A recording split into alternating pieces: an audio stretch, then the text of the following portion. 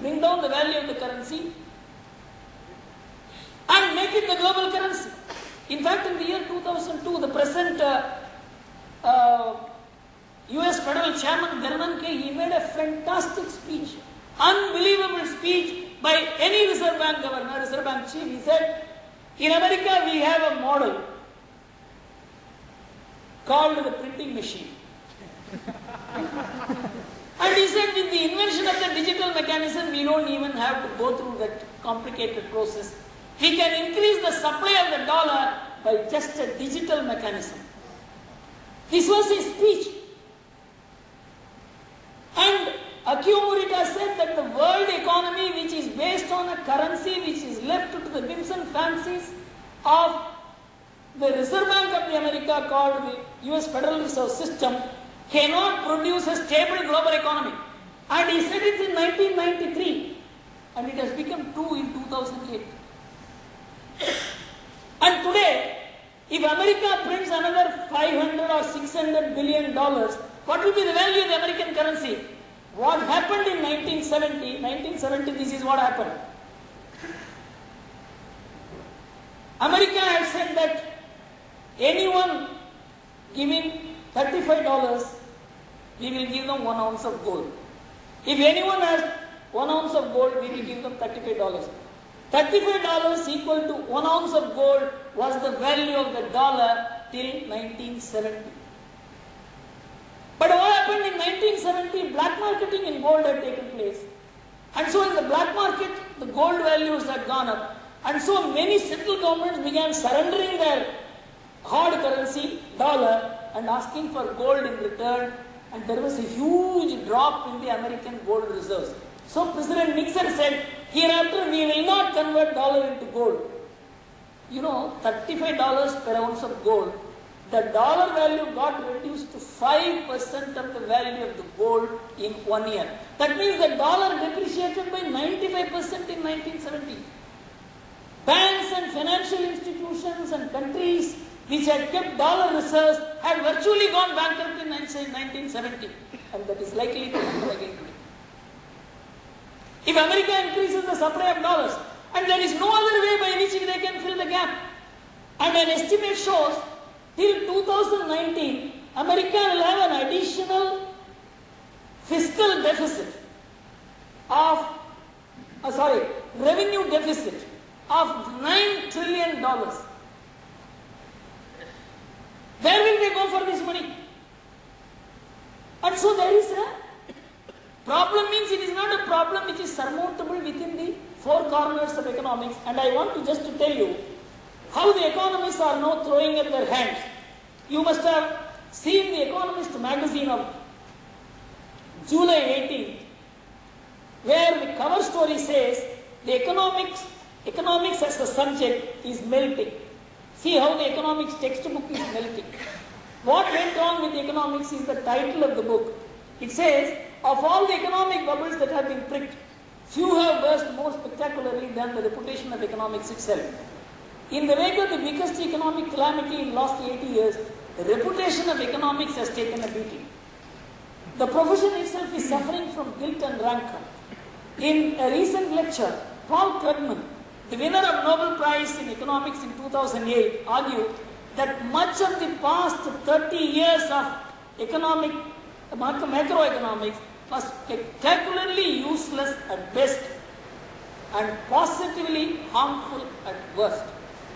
And a great economic historian, Barry Green, a prominent American economic historian, says that the crisis has cast doubt into much of what we knew to be economics.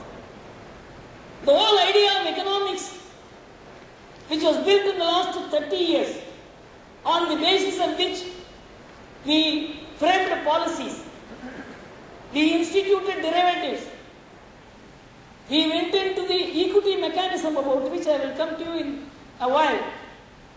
That stands question. That is not the debate in this country. And the entire debate is even today as to how America will recover, and based on American recovery, how we can recover.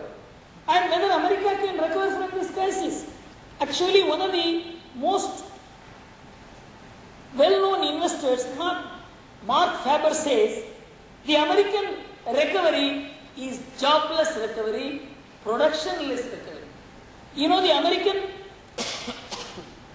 industrial production is dropping at the rate of if you calculate in the last 14 months, the drop rate in the production is 10 to 11%. It has not recovered even today.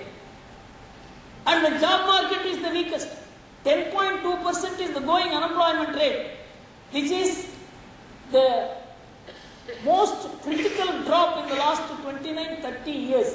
But still, Dow Jones is going up. Mark Faber says,